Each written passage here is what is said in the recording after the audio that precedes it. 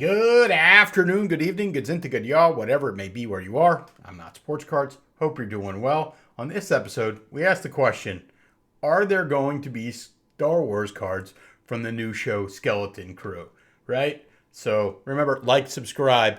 Every new subscriber gets a new video. Make the monkey dance. Hit the subscribe button. All right, so new show coming out. I don't know. What are you in for? Yeah. All right. I found something buried in the woods. All right. Well, I'm not going to sit here and make you watch the whole damn thing, but if you are interested in the new Star Wars show, Skeleton Crew, which looks like it's going to be kind of a Goonies meets Star Wars, right? Like, I do think that that this is promising. I'm doing this before it airs to see what we can expect from cards. So the question to ask is, will there be cards from this new Star Wars show? For those of you who are very familiar with Star Wars cards, you probably, I don't know if you'll know the answer, but if you're new to Star Wars cards, there are different versions of whether we can get cards for them. So Star Wars cards have a great and glorious history dating back to 1977 with the Topps, Series 1. And every TV show and movie, live action, that they had ever made from 1977 up to 2022 had their own release. So that spans the original trilogy. We had standard cards, and then we had the prequel trilogy. We did get some wide vision garbage from Phantom Menace, but we still got a Topps issue. So we got 3 sets there. Then we got 3 sets from the sequel trilogy. And then even with the TV shows, let me not forget the Star Wars story movies, Solo and the most wonderful one, Rogue One, we got sets for. But then we get into the Disney age where we have Mando, Obi-Wan, what else was on there? Book of Boba Fett. So all of those got some form of release. You also have Clone Wars. The movie got it. Clone Wars, the TV show, got it. Rebels, the TV show, got it. Resistance, the TV show, got it. All the way up into 2023. And why am I showing Balin's skull on here from Ahsoka? So up until Ahsoka and Mandalorian Season 3, we had gotten a box that said, Mandalorian Season 2. In this box, you open the cards, and it's specifically from that. The Last Jedi, Rogue One, whatever, Return of the Jedi, anyone you want to name. We got a box.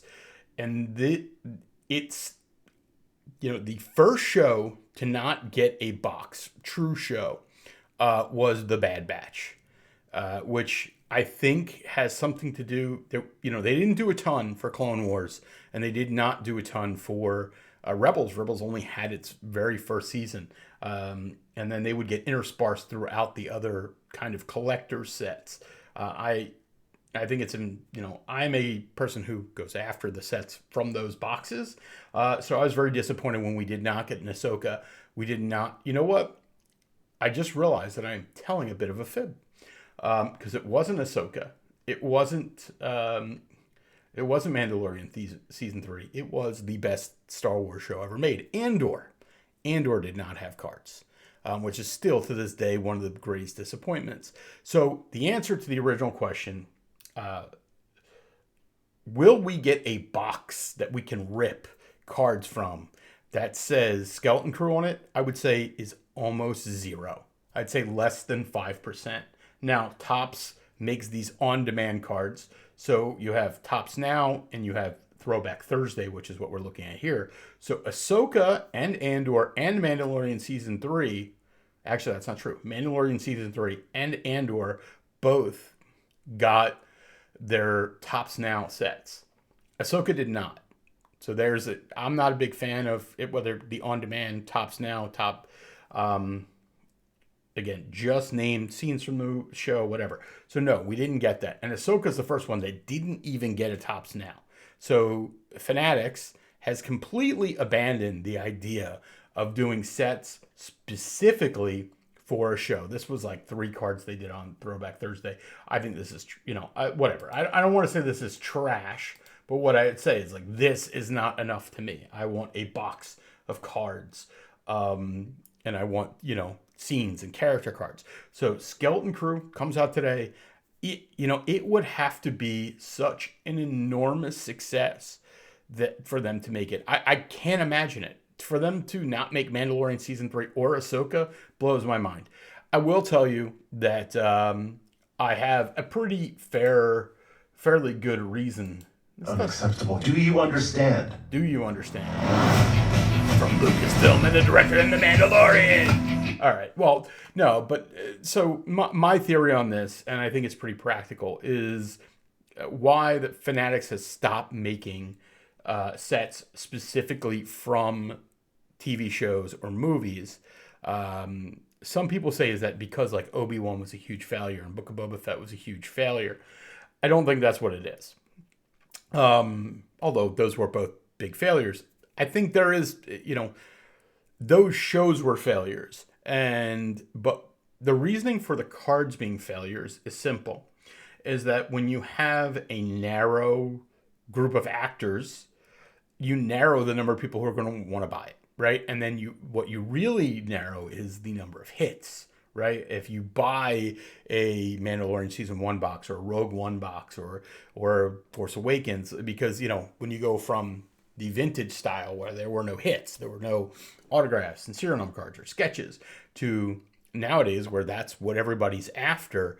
If you only have the 10 actors or whatever that are in that show, there isn't enough demand or desire to do it. So they make something like Topps Chrome, which yes, will have, we will see these characters in a product next year, and their autograph, likely Jude Law autograph, all that stuff, we'll get it. But the reason that they're doing it is because they want enough demand. They want breakers to be able to break it. And if you can't, buy the Ahsoka spot or the Padme spot or the Darth Vader spot, it just doesn't sell enough and they don't make enough money. It's as simple as that, right? Like the answer to all things is money, right? Like it's a famous quote from one of the guys who invented Monday Night Football. But yeah, I mean, it bothers me because that's what I collect.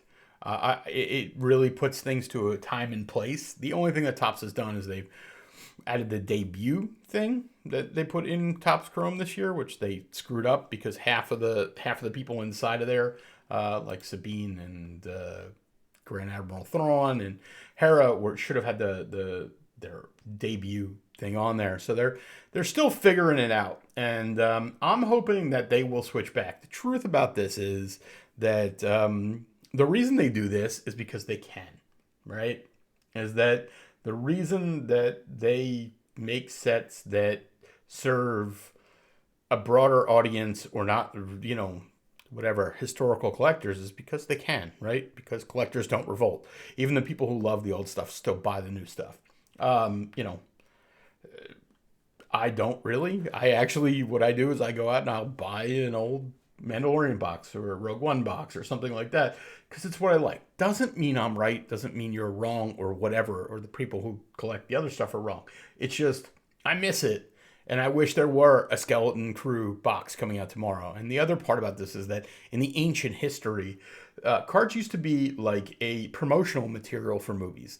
That the movie companies didn't see this as like a big way to make money. They saw it as a way to actually guarantee that they wouldn't lose as much money on a movie. They would sell the rights, and that they would come out at the same time as the show or the movie, and they could make some money. Yes, some would come out after if they became popular. Grease, Mork and Mindy, stuff like that, or Nintendo.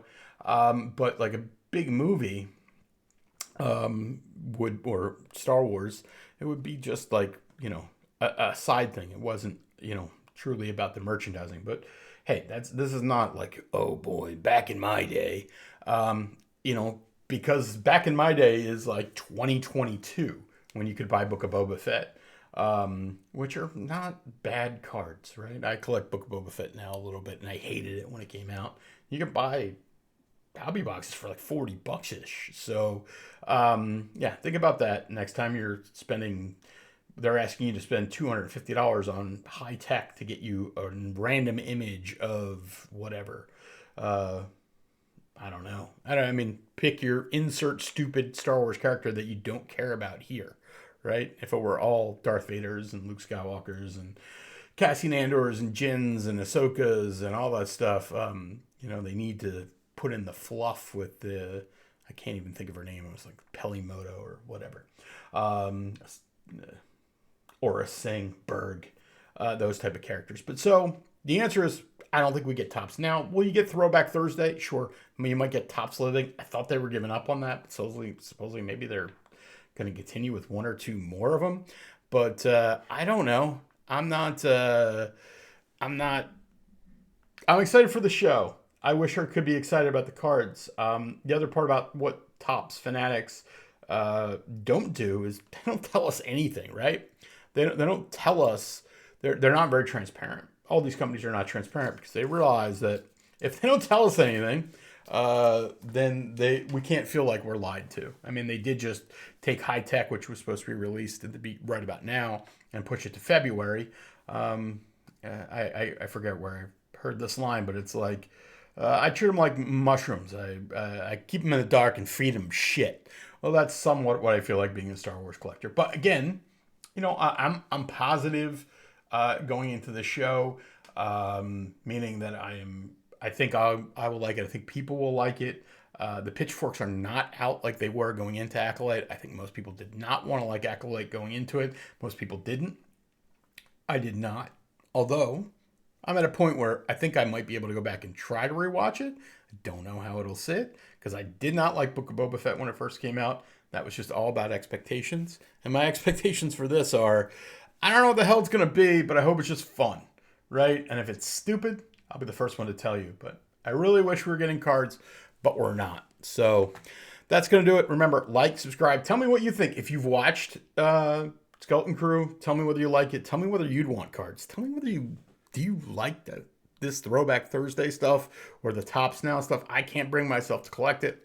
I'm a huge Andor guy. I've turned down 101s from that set because I'm just like, meh. Man, I'm so full of shit because I have turned those down. I don't mean I'm full of shit. It's like I literally just bought a card from the Topps Now Andor yesterday out of 49. It was $1.50, right? Like, $1.50. I don't really think about it. I'm like, meh, just in case I'm wrong, right? And also I like Andor.